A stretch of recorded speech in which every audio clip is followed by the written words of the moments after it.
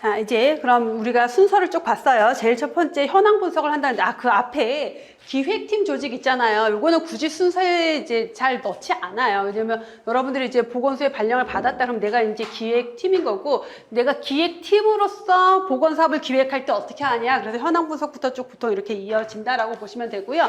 자, 그러면 현황을 분석한다. 어떻게 현황을 분석해야 되는지 볼게요. 자, 현황 분석이라는 거는 우선 지금의 상태를 알아야 돼요. 그리고 지금의 상태가 바람직한 상태랑 얼마나 차이가 나는지를 알아야 돼요. 그게 현황 분석이에요.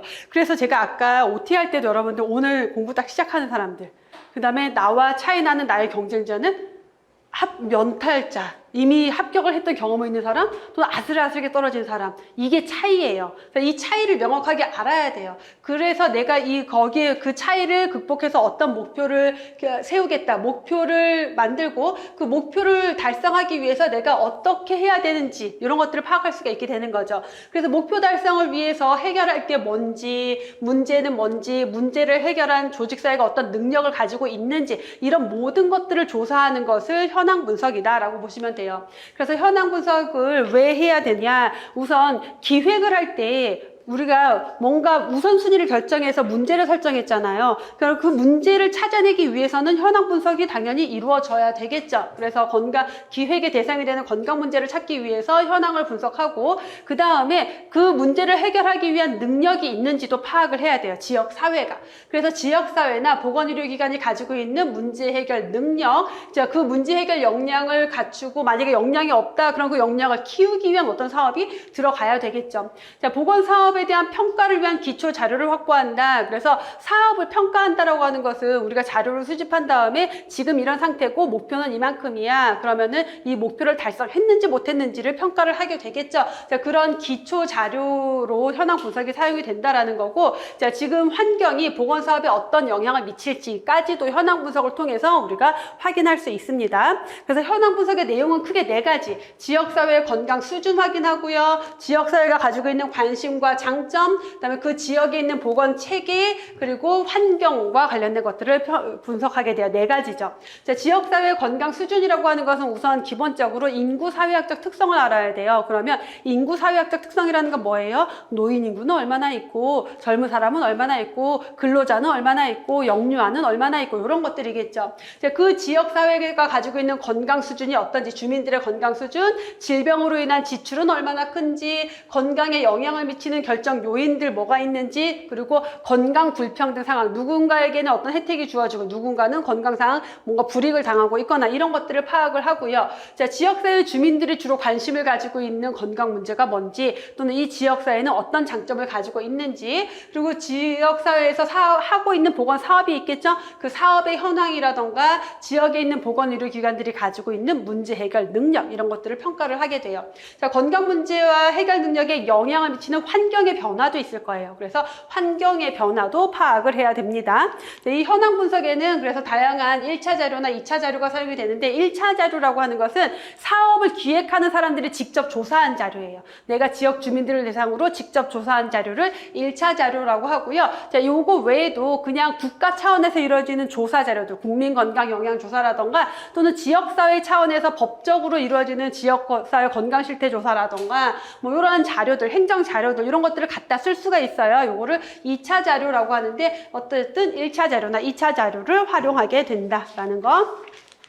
자, 그러면 현황 분석을 통해서 여러 가지 문제가 확인이 됐으니까 이 문제들 중에서 우리가 그 다음 단계 해야 될 게 우선순위를 결정한다라고 했죠. 자, 우선순위를 결정할 때 어떻게 결정하느냐, 3가지 기법을 볼 건데, 첫 번째가 브라이언트의 우선순위 결정 기준이 있고요. 두 번째가 할롱과 피켓의 우선순위 결정 기준, BPR 기법이라고 합니다. 자, 세 번째가 황금 다이아몬드 기법, 골든 다이아몬드 기법이 나오는데, 자, 브라이언트라고 하는 학자는 우선순위를 결정할 때 이 4가지 기준을 사용해서 결정해 라고 했어요. 그래서 이 4가지 문제의 크기 또는 유병도라고 해요. 유병률, 문제의 심각성, 그 건강 문제로 인해서 얼마나 심각한 상태가 됐는지, 그 다음에 사업의 기술적 해결 가능성, 사업의 난이도라는 거예요. 결국 그 문제를 보건사업을 통해서 해결이 가능하냐라는 걸 평가하는 거고요. 지역사회 주민들의 관심, 지역 주민의 관심도를, 자, 얘네들을 각각 1점부터 4점으로 점수를 매겨요. 자, 점수를 매겨서 예를 들어서 어떤 건강 문제가,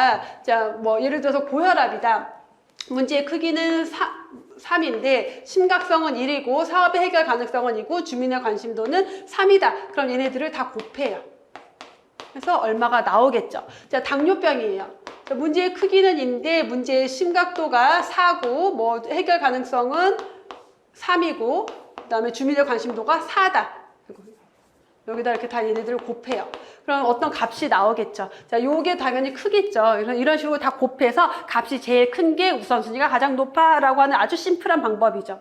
그래서 자, 문제의 크기, 심각성, 해결 가능성, 관심도 중에 뭐가 더 중요하고 그런 거 없어요. 그냥 전부 1점부터 4점까지 점수 준 다음에 곱해서 곱한 값이 가장 큰 게 우선순위가 가장 높아라고 하는 심플한 방법입니다.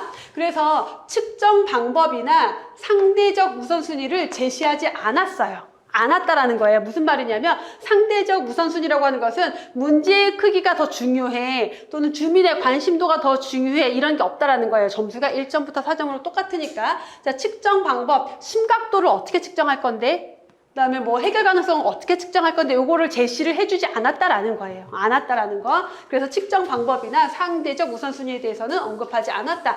문제에 여러분들 시험 문제에 뭐 후라이한테 우선순위 결정 기준에 해당하는 것 고르시오, 해당하지 않는 것 고르시오 이렇게 나올 수도 있지만 이 결정 기준으로 설명으로 옳은 것을 고르시오, 옳지 않은 것을 고르시오 나와요. 그러면은 뭐 네 가지 기준을 제시했다. 네 가지 1점부터 4점까지 점수를 부여한 다음에 곱해서 가장 큰 게 우선순위가 높다. 측정 방법을 제시하고 있다. 또는 상대적 우선순위를 제시했다. 이런 식으로 문제가 나올 수 있는 거예요. 그러니까 이런 것들을 여러분들이 다 이해하고 있어야지 그런 문제가 나왔을 때 풀 수가 있겠죠.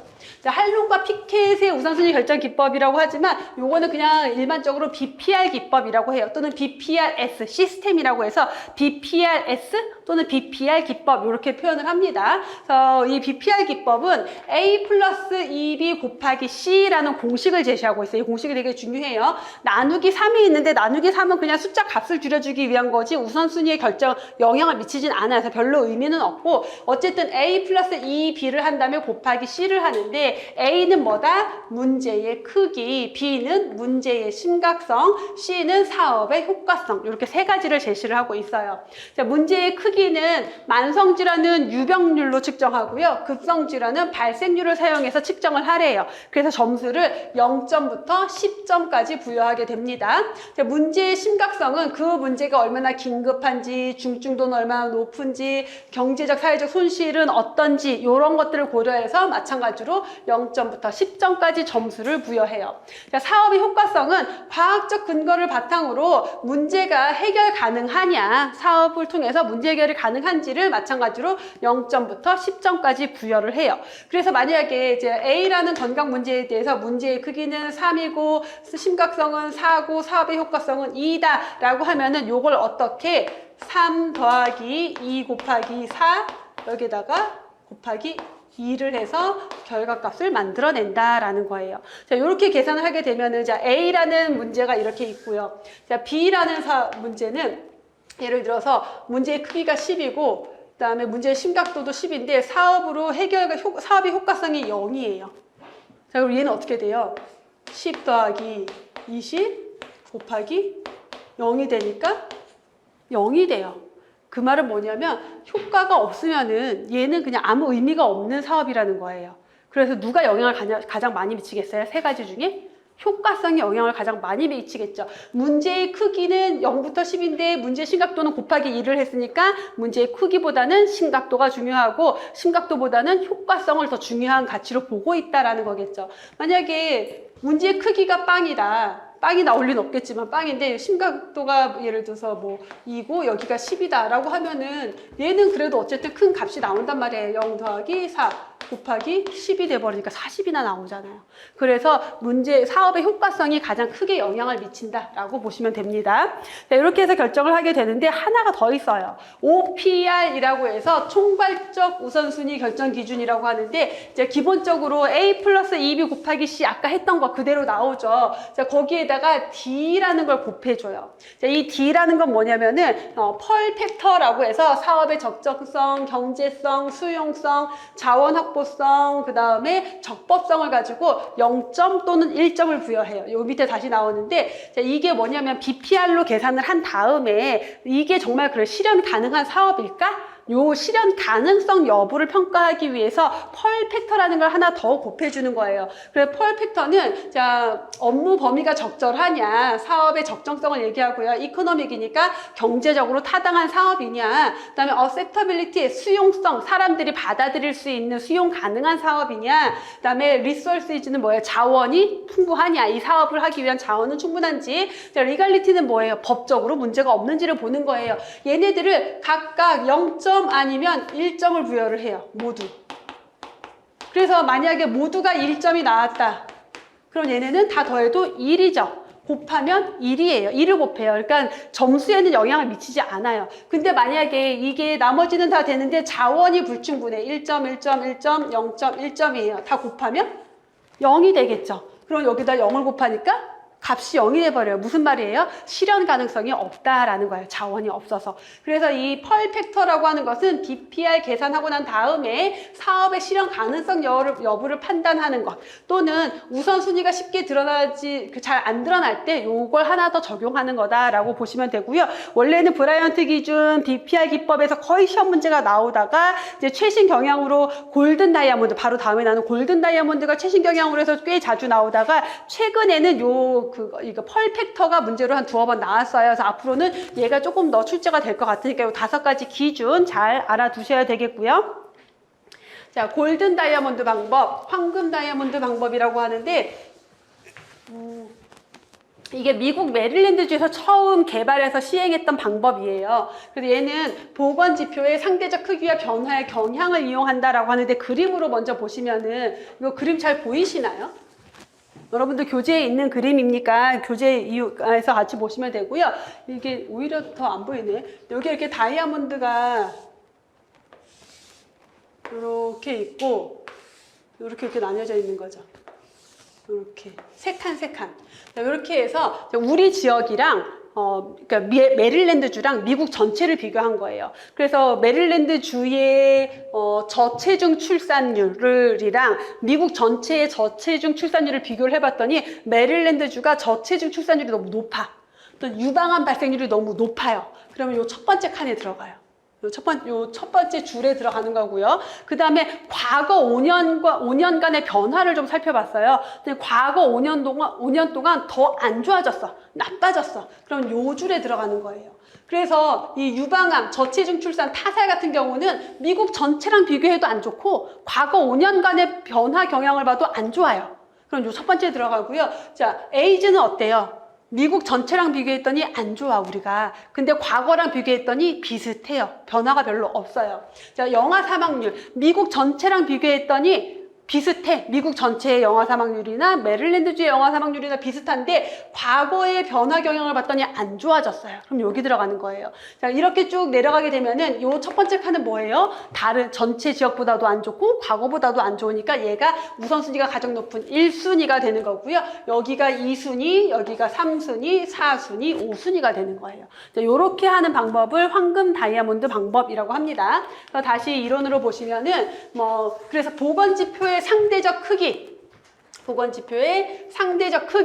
자, 보건지표가 미국 전체랑 또는 다른 지역이랑 비교했을 때 상대적으로 좋으냐, 나쁘냐, 비슷하냐, 변화의 경향, 과거 5년 동안 좋아졌냐, 안 좋아졌냐, 요걸 보는 거죠. 비슷하냐. 요 2가지를 가지고 우선순위를 결정하는 방법이다. 그래서 건강 문제를 선정하고 난 다음에 질병의 이환율, 사망률, 그리고 변화의 경향을 미국 전체랑 비교했다. 그래서 요거는 그 변화 경향은 2가지 방법이 있는데, 미국 전체의 변화 경향과 우리 지역의 변화 경향을 비교할 수도 있고요. 그냥 우리 지역의 변화 경향만 가지고도 볼 수도 있어요. 이거는 적용하기 나름입니다. 자, 그래서 1순위에 해당하는 것들은 미국에 비해서도 좋지 않고 변화, 추세도 나쁜 경우가 1순위가 된다라는 거죠.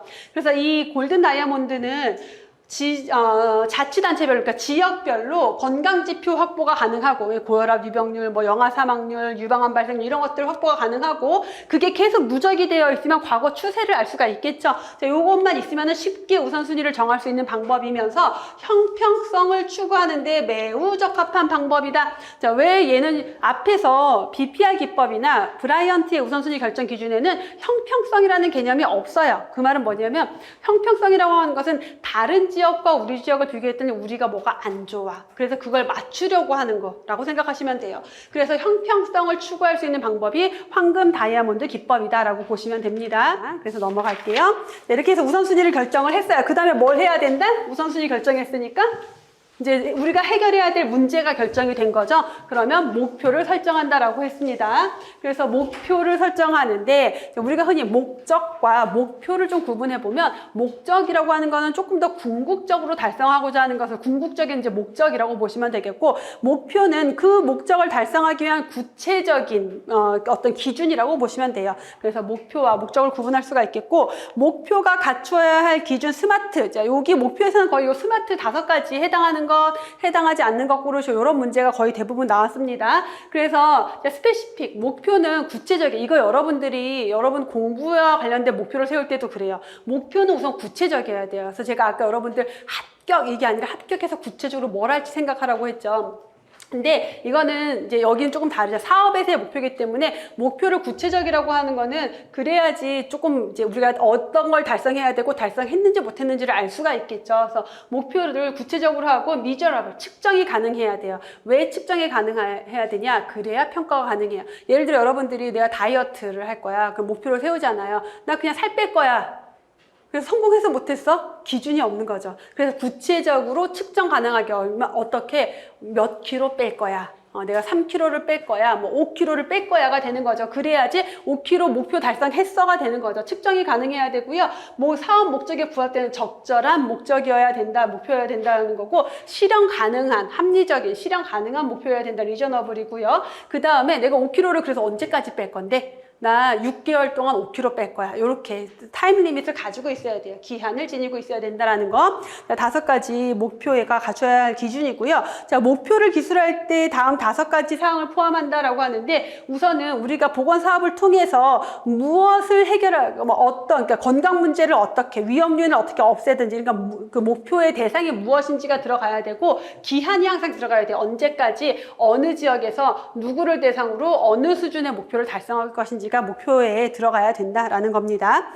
자, 지역사회 보건사업의 전략해서 사회생태학적 모형이 나오는데, 이거는 전형적인 최신 기출 유형이고요. 시험 문제에 최근 들어서 출제 빈도가 더 높아지고 있는 내용이기 때문에 매우 중요합니다. 자, 여기 사회생태학적 모형이라고도 하고, 얘를 그냥 생태학적 모형이라고도 해요. 근데 이 생태학이라는 것 자체가 사회에 어떤 뭐 환경이든 사회든 어떤 구성 요소가 상호작용하는 것을, 상호작용에 의해서 발생하는 현상을 생태학이라고 보시면 돼요. 그래서 뒤에 건강이랑 이런 데 가면은 건강에서 건강을 설명하는 생태학적 모형도 나오고 막 그러는데, 생태학이라는 그 용어 자체는 되게 여러 분야에서 사용이 됩니다. 요거는 보건 사업을 기획할 때 생태학적 모형 또는 사회 생태학적 모형이다. 근데 제가 생태학이 뭐라 그랬어요? 여러 가지 요인들의 상호작용으로 설명을 한다라고 했죠. 그래서 인간 행동에 영향을 미치는 요인들은 굉장히 여러 가지 요인들, 다차원적인 요인들이 우리 행동에 영향을 미친다라는 거예요. 그래서 이 사회 생태학이라고 하는 학문은 인간과 환경의 어떤 상호작용, 인간 생활에서의 사회적, 문화적 뭐 이런 것들, 모든 것들을 이해하고자 하는 학문이다라고 보시면 되고요.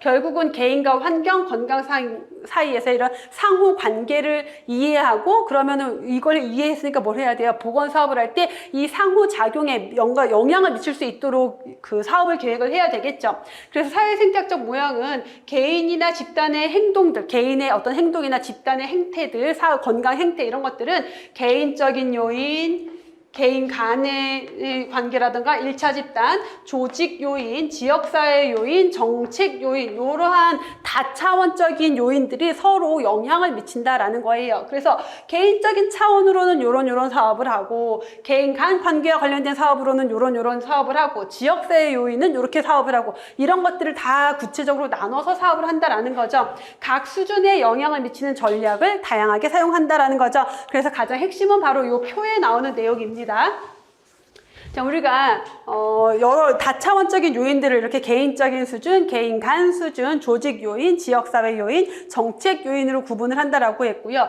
자, 개인적 수준이라고 하는 것은 나의 행동에 영향을 미치는 아주 개인적인 요인들, 나의 지식, 태도, 어떤 건강에 대한 가치관, 믿음, 신념 또는 나의 교육 수준 이런 것들이 영향을 미치겠죠. 그래서 이런 것들을 그럼 바꿔줘야 되겠죠. 지식이라던가 태도를 바꿔주기 위한 보건 교육, 행동을 개선하기 위한 훈련 또는 예방접종이나 건강검진 이런 것들을 직접적으로 제공해주거나 뭐 금연하면 어떤 포상을 주거나 유인책 제공이나 이런 것들이 개인적인 수준에서 제공할 수 있는 전략 내용이다라고 보시면 돼요.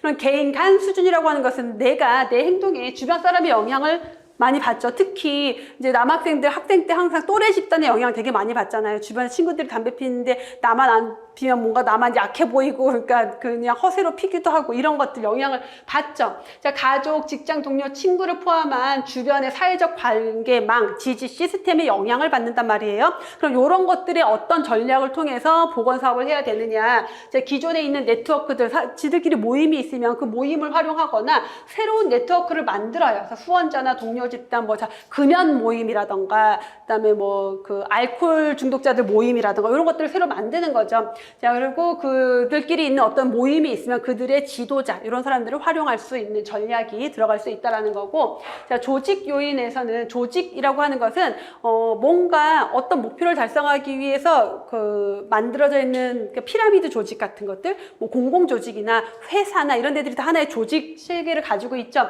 자, 조직적 특성을 가지고 있는 사회적인 기관들, 그 조직들은 대부분 공식적이든 비공식적이든 다양한 규칙과 규제를 가지고 있을 거예요. 그래서 그 조직 안에 있는 규칙과 규제를 이용한다라고 생각하시면 돼요. 그래서 조직 개발 이론, 조직 관계 이론을 적용해서 조직 안에서 다양한 규칙, 규제 이런 것들을 이용해서 보건 사업을 할 수가 있다라는 거고, 지역 사회 요인은 이제 우리가 이제 서울시, 뭐 여기 영등포 구예요. 그럼 영등포 구라는 조직 안에는 다양한 조직도 있고 기관도 있고 여러 가지 네트워크도 있고 다 있겠죠. 자, 요런 전체적으로 접근하는 사업이다. 그래서 지역사회 안에서의 다양한 이벤트, 홍보, 사회적인 마케팅 또는 지역사회 자체가 보건과 관련된 역량을 키워주는 것들이 전략으로 들어가고, 정책 요인은 정부가 하는 거예요. 정부가 정책을 수립할 때 건강 수준을 고려한, 예를 들어 환경정책이다. 환경정책도 지역 주민들의 건강을 고려해야 되고요. 농업정책이다. 주택정책이다. 모든 것들이 건강을 고려해야 돼요. 그걸 옹호라고 해요.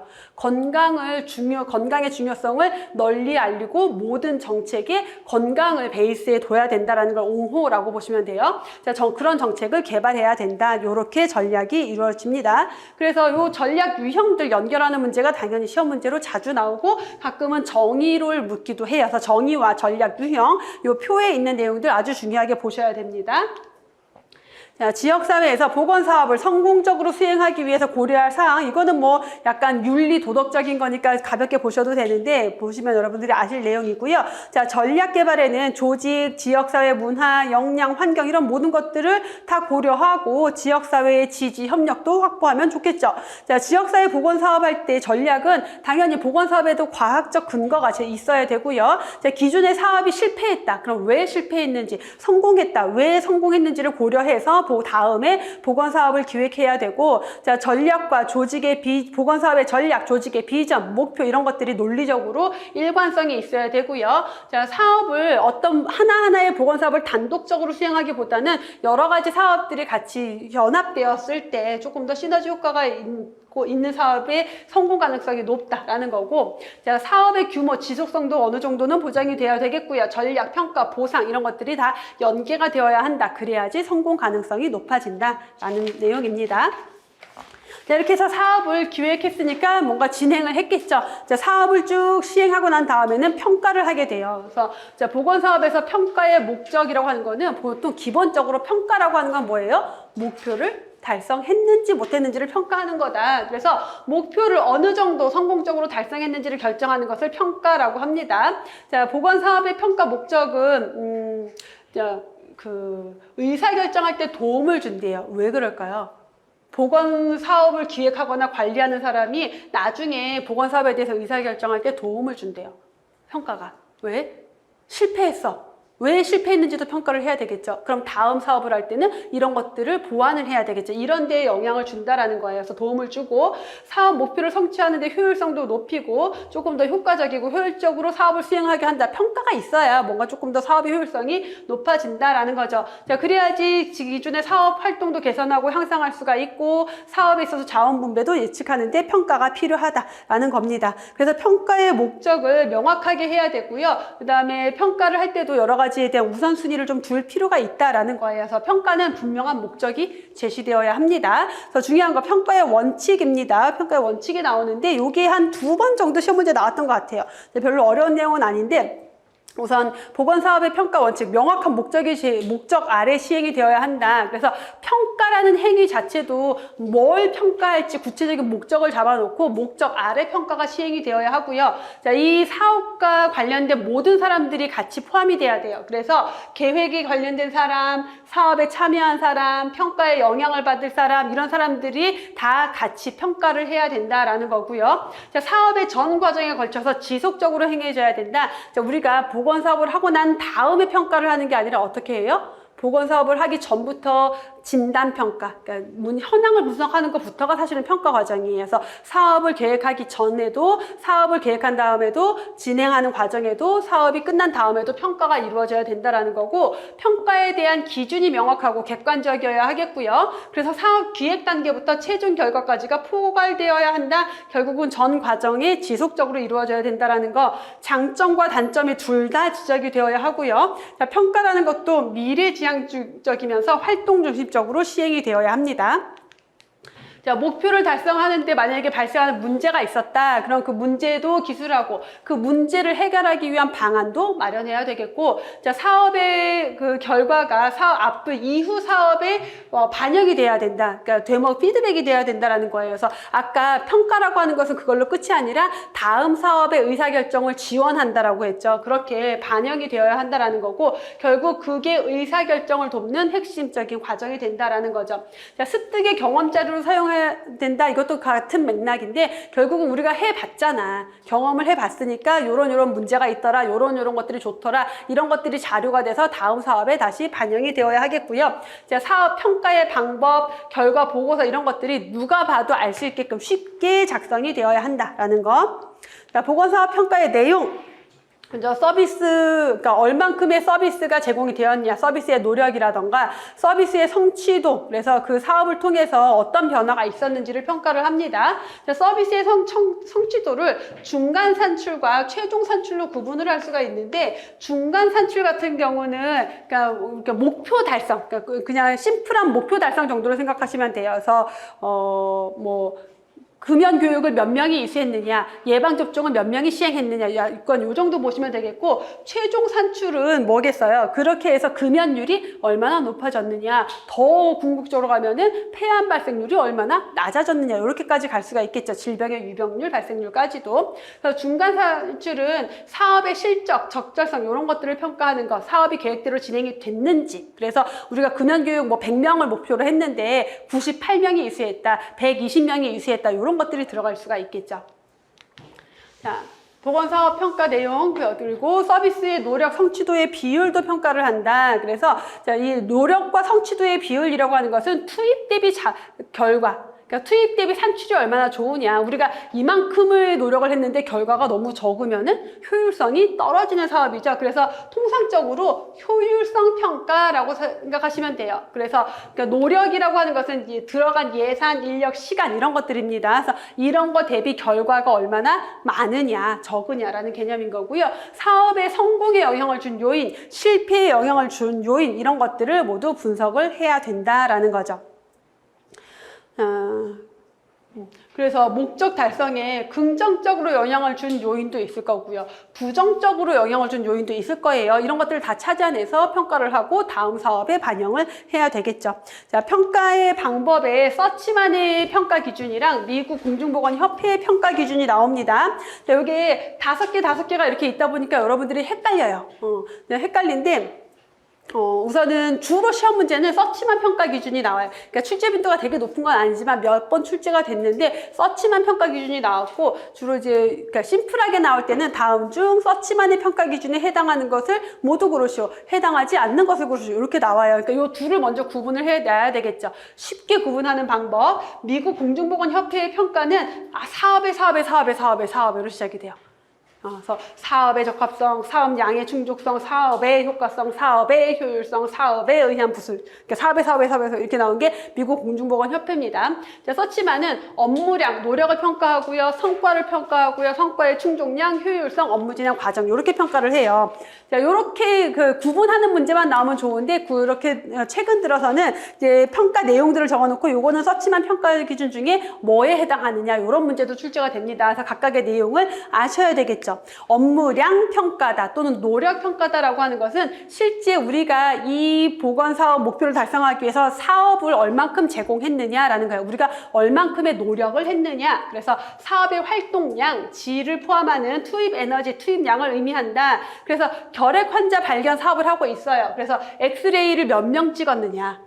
결핵 환자를 발견하기 위해서 엑스레이 촬영을 몇 명을 했느냐, 자, 보건간호사가 가정 방문을 몇 건 했느냐, 이런 것들을 노력평가, 업무량 평가라고 합니다. 자, 성과평가는 이 노력을 통해서 어떤 결과가 나왔겠죠? 그 결과가 얼만큼인지를 평가하는 거예요. 그래서 엑스레이를 몇 명 관찰했는데 그걸 통해서 결핵 환자를 몇 명을 발견했다. 또는 예방접종을 위한 보건교육을 했는데 그걸 통해서 예방접종 건수가 몇 건이 됐느냐, 이런 것들을 성과평가라고 해요. 그 다음에 그냥 성과가 평가로 끝나는 게 아니라 그 성과가 문제를 해결할 만큼 충분한 성과였냐라는 걸 보는 것을 성과의 충족량이라고 해요. 자, 그 사업 활동이 수요를 얼마나 충족시켜 줬는지를 보는 것. 그래서 기대나 요구 대비 목표량에 대한 실적량. 그래서 우리가 결핵 환자를 몇 건을 발견하기 위한 목표가 있었는데 얼만큼을 발견했는지 이걸 비교하는 거죠. 그래서 목표 실제 관찰한 대상자 관찰 대상자 중에서 실제 관찰한 대상자의 비율이 결핵 발생률을 줄일 만큼 충분했느냐. 그러니까 우리가 목표를 달성하기 위한 이만큼의 수요량이 있는데 그거 대비 우리가 달성한 성과가 충분했느냐라고 보시면 되겠죠.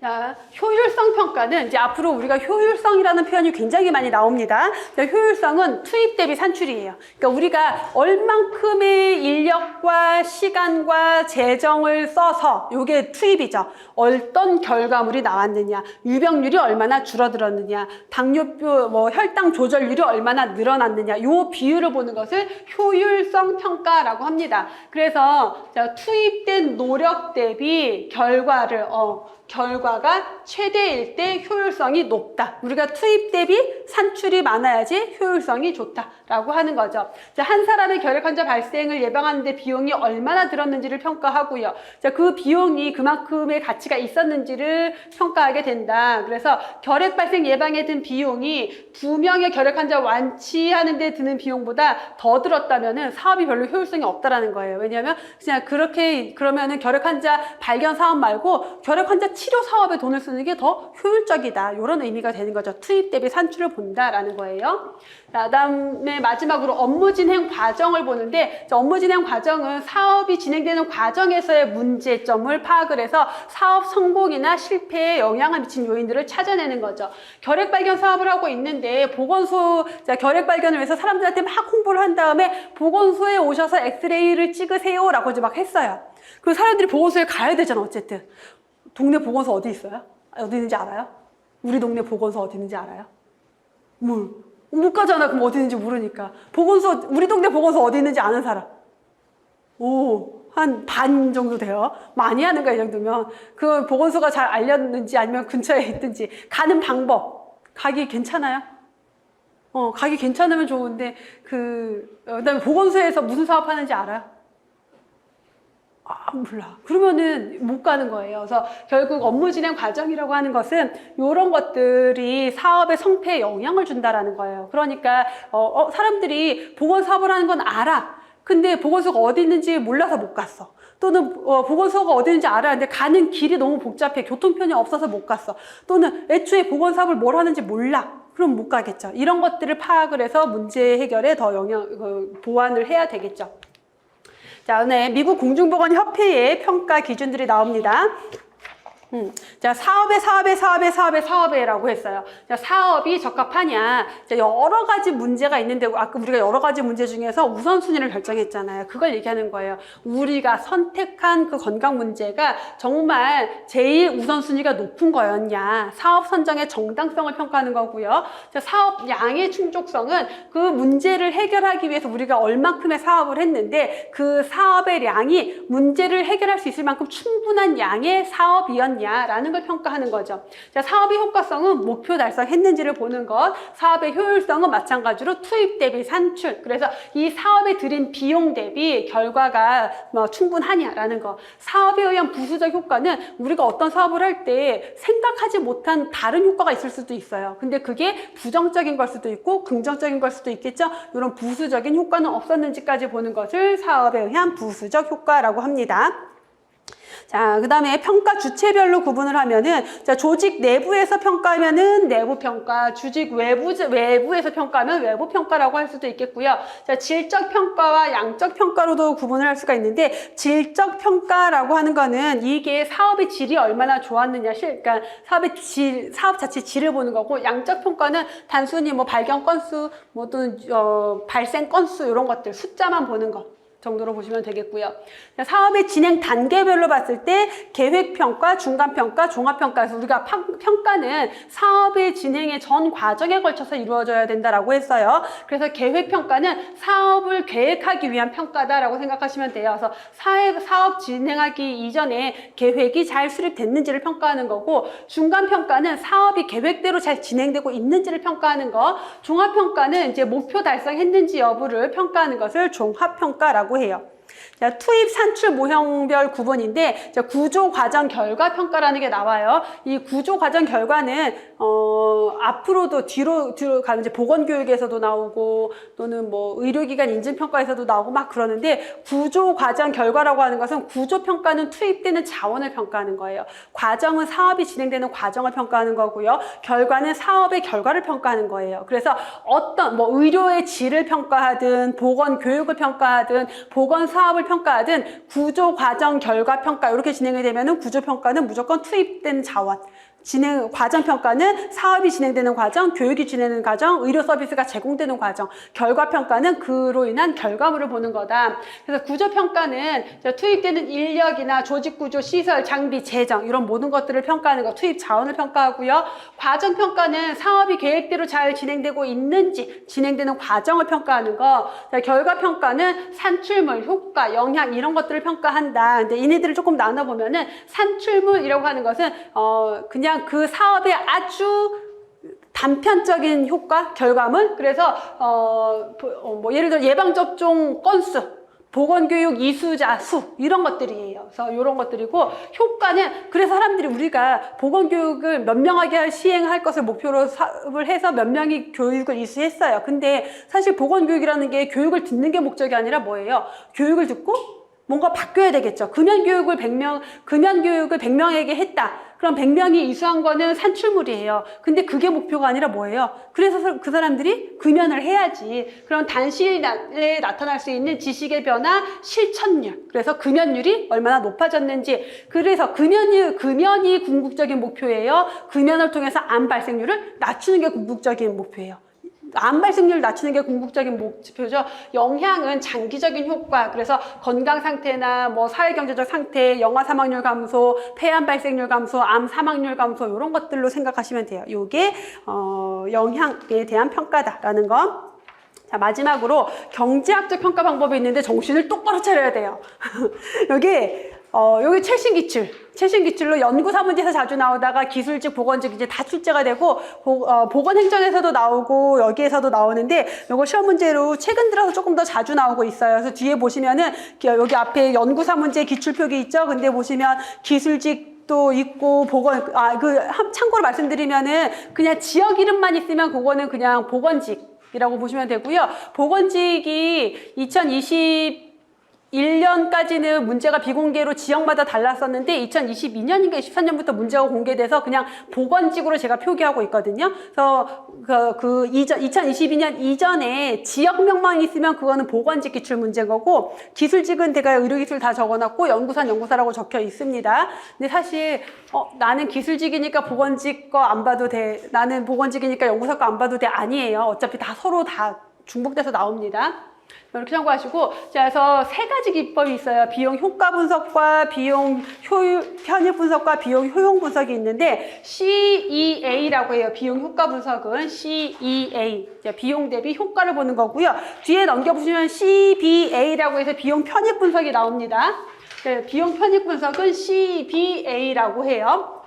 그 아래 비용 효용 분석은 CUA라고 하죠. 그래서 먼저 요 비용 편익 분석을 먼저 설명드릴게요. 요게 조금 더 개념이 쉬워서 요걸 먼저 설명을 드리면은, 비용 편익 분석 CBA는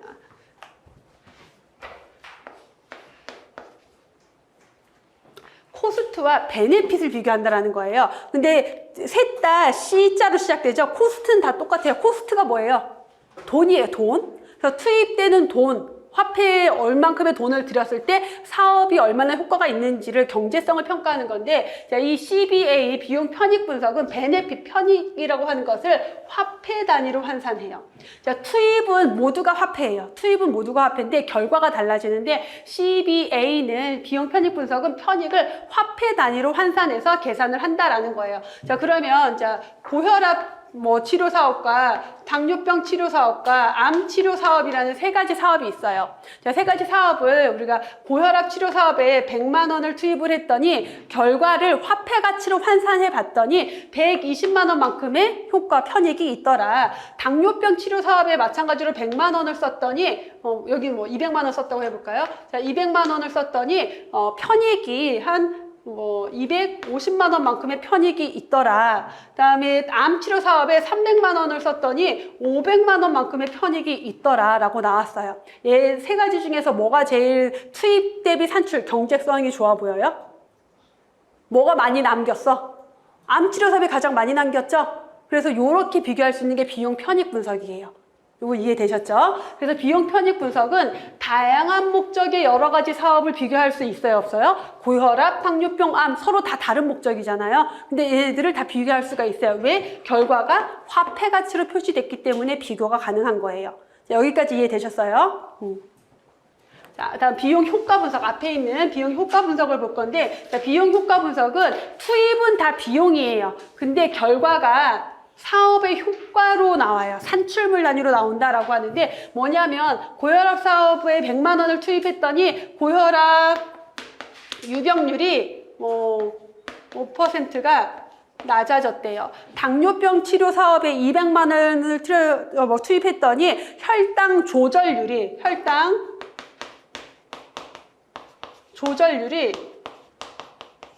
10%가 올라갔대요. 자, 암 치료 사업에 300만 원을 투입했더니 5년 생존율이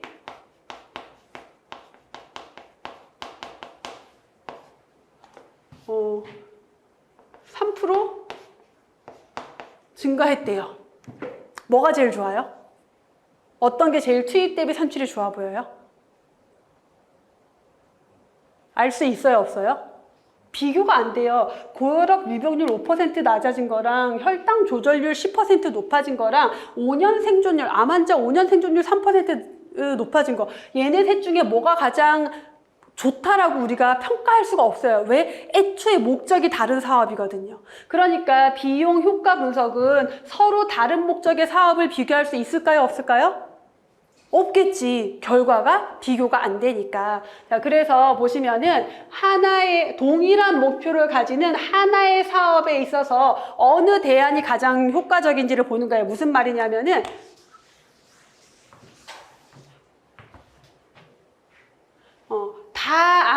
예를 들어서 전부 다 혈당, 당뇨병 치료 사업이에요. 당뇨 치료 사업인데 방법을 A 방법, B 방법, C 방법.